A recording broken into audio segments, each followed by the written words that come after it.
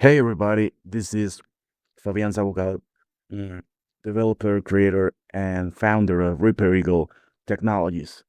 So, um, I would like to showcase firsthand my uncontracted software. So let's get down to business first. So as you can see, we have a nice interface that has a biometric panel. So we have here 36 analyzed cases, 14 that are in critical risk. And here's the precision of the model based on benchmarks compared with other architectures and state of the art models. So it's 99.4% for the AUC metric, and I will show that later on. So here's the key and added value of my software, which is latency. In order to optimize latency, I use my own framework, which I built mathematically for optimizing throughputs. So that's why latency is so low for processing large batches, and that's why that's an advantage, especially when using a state-of-the-art GPUs such as the MI300X from AMD. That's why this software is especially for that GPU. Right now, I'm running my software on a Ryzen 5 with 16 gigabytes of RAM and no dedicated GPU, the sake of showcasing why my software is efficient no matter I mean, it doesn't matter if you have a state-of-the-art GPU or a computer or a, I don't know, enterprise class computer. So here we have the thermal load of the engine. Right now, since I'm running it on a Ryzen 5, this sinusoidal graph is based on simulated metrics. But when connected to the dedicated AMD GPU, these metrics will start flat on zero. But as you start using the software, they're going to really show the thermal load of the engine and the stress you're putting it under. So here I have backend connected, GPU temperature, and fan percentage. So when you connect it, these metrics are going to change. Right now, they're simulated as static. So let's get down to business. First things first. Why? We're gonna process a large batch on my modest um on my modest computer. So we're gonna select this huge batch of images, 563. But we're not gonna set the bar so low. We're gonna raise the bar. We're gonna have normal cases, all the normal cases from these. So right now we have around 900 images. So what am I missing? These benign cases. So here we go. 120 images loaded. So we have around 1,000 images running on a modest Ryzen 5 GPU. So we're gonna process 9,099 volumes. And that's why this software is especially for the AMD MI300X GPU, because it takes advantage of the parallel batch processing and parallel tensor processing that this GPU has. So here we go. It's going to take less than 5 seconds. And there you go. Here we have all the 9,099 images processed with a confidence of 87%. Confidence for my engine is around 87 and 97% or higher, depending on the on the data set. So some questions may pop up. Some questions, technical questions may rise. So does my engine and my model have data leakage? The answer is I don't think so, because this data set is different from the data set I trained the model on. So the training data is way different from this, and also testing data for the training data is different from this. This data set was picked at random. I asked an LLM, I asked Gemini for links to to open source data sets, but I mean, not any data set. I asked for a curated data set for CT lung, cancer, nodules. So that's why this software is a state of the art piece. But we have in this image region with a morphologic anomaly, three regions of interest. Where are those regions, you might be asking? Here's the confidence for this specific image. Here's the quantified risk, 87%. So intervention is required. So you gotta get it checked and under control. Here's the confidence intervals for the three regions. So unlike other models, my model is not a black box. And here's why. You heat map on, heat map on. Here, even if you are like a normal case, for example, this one is green here, but you might have some complications down the line. So here's a stone with abnormal density, so it requires follow-up. Confidence, quantify risk, way lower, and detected regions with their confidence intervals. Here's another scan. Here's another possible tremor injury. You should get it checked with a professional. Biopsy is required. Quantify risk as always. So here we go. Here's another X-ray. Here's another one. This one is okay. So 0 regions of interest. That's okay. 35% of quantified risk. Here's the confidence interval, and the detected regions are clean. Also, it detected 1,791 anomalies. High risk patients, 339. So here we have another clean X-ray with way higher confidence. So as you can see, the initial threshold for confidence is 85% based on benchmarks I did to this software. So here we go.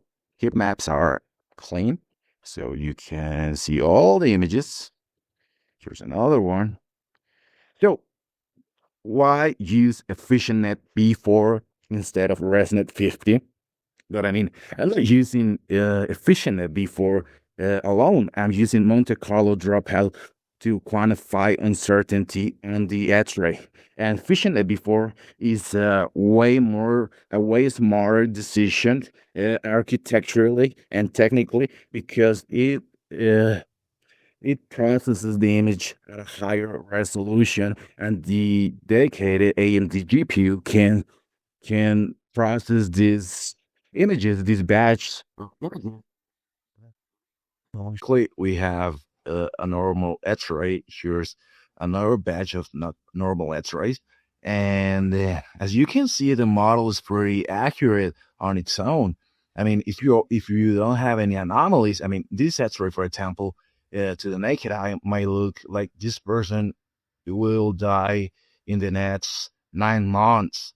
But my model, since it is trained so well and it is so accurate because it decomposes the image millimetrically, so it can detect smaller anomalies. And that's the thing with cancer. Cancer is a slippery evil because it starts at an atomic level, and it can grow to a way it can grow 1,000 times its size when it metastasizes. So that's the dangerous part about cancer. It starts like a mutated cell, and it can grow way more than expected. So we're going to process the PDF report. As you can see, it is taking longer to generate the report PDF than it took to process a large batch of images. And that's pretty okay, because right now we're just bundling up and getting together a bunch of images on a PDF file. And there we go. Here's the PDF file. We're going to save it to my computer, and it's 56 megabytes. Okay, it's pretty normal because images and whatnot. That's very good. So here we have the report of all the cases with labels. And another thing you might be wondering is that the names of the images are classified and labeled, and that has nothing to do with the ability of my software to process the images. Why? Because EfficientNet before is not an LLM. I mean, my software is not making any API calls to ChatGPT, Opus, Claude, or Gemini. I mean, under the hood of my engine, under the hood of my car, I mean, there's a pretty high efficiency software, I mean, model of machine learning and deep learning. So here we got the trash, and that's the main kick of my software because it is way more strict to classify patients and put them in higher or lower priorities depending on the batch, and is way more strict than its predecessor CDSS pneumonia software I built, which underpins this one. It is specifically built for pneumonia, and it detects just one image at a time and takes longer to process that image with ResNet 50. And also, why this software is better is because cancer is more slippery and it cannot go undetected. So the threshold for classifying high priority cases and low priority cases is more strict and more closed. And this is the main another kick, another key insight into my software, which is pretty efficient on its own. I mean, I'm running it on a Ryzen 5 GPU. As for the engine config tab, as you can see, there's a pop-up, but since I'm running it on a Ryzen 5, there's just a pop-up and the tab won't load because it doesn't detect the drivers or the GPU instance. So let's get down to business about this engine configuration tab. It's specifically made for this GPU instance, MI300X. So let's get down to business. Here's the stack, PyTorch and FastAPI and React 18 for the front end. This benchmark, it's pretty self-explanatory. When I first put this engine under stress, I processed a batch of 563 images, and it processed it in under 3 seconds. So that's pretty good because the precision of it was, I mean, it was way off the mark. So the batch mode is uncapped for any GPU, whether you run it on a modest home computer or a state-of-the-art GPU. The Monte Carlo samples or a stochastic forward passes is by default set at 50. The tensor parallel, which is an exclusive feature of the MI300X, is 3, unlike more CPUs, which tend to be around 1. The clinical accuracy, I mean, the triage decision matches the specialist diagnosis. So my software is on par and would work great if paired with a specialist. It is pretty safe because my software, unlike deterministic models and softwares, which are bound to give you a diagnostic, I mean, those softwares are not pretty accurate. My software knows when to doubt itself. And here we have the uncertainty engine, the Monte Carlo dropout. So you input a CT scan, and here are the dropout layers that then it classifies into a probability distribution with a standard deviation and a mu in the risk score. So this is pretty simple statistics if you have taken some statistics class, which I think is a requirement if you're in an AI hackathon. So here are the thresholds for the trash. So if mu is less than 0.40 and the standard deviation is less than 0.12, I mean, the model is uncertain, and there's a clinical green, which means you're okay, you're clear of any risk. For review, the standard deviation it has to be greater or equal to 0.12 across any mu. So that's when a specialist has to step in to check the attribute by himself. High risk and other like more higher metrics for risk. Here are the precision and resolution trade-offs. Image resolution, which I explained before, efficient before, it scales the image to a higher resolution, but it comes at a cost. It increases not only latency, but it can increase at the same time the AUC metric that I showed at the very beginning of this video, which is around 99.4% under very strict and airtight conditions. So here are the trade-offs that my engine has to make to make up for things and get better things right. So the AUC lost. That's explained on my paper. And here we have the hardware contents. Here's my GPU setup, which is a Ryzen 5 with no dedicated GPU for the sake of being a more cleaner overview and demonstration of my software and why it is so efficient. Here are the hardware levels of the MI300X, which is tensor parallel, which can process and do tensorial operations in parallel, which is a great thing, especially when dealing with deep learning models. The VRAM limit, which is 992 gigabytes. With that, that's pretty sick, pretty dope.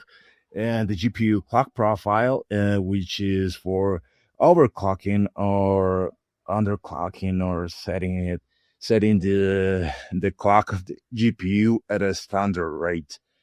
But I know if you overclock it, the GPU is bound to consume more energy. So here are the throughput and queue algorithms, which is basically the baseline for this is my framework for optimizing throughputs, which I went over already. Here's the real-time monitoring and the degradation of the GPU when put under stress. But there's another thing. There's a fallback mode. So in case the AMD GPU instance fails, there comes the fallback, which is your local CPU, and that would be it. Here you have the graph that will show on the x-axis the time.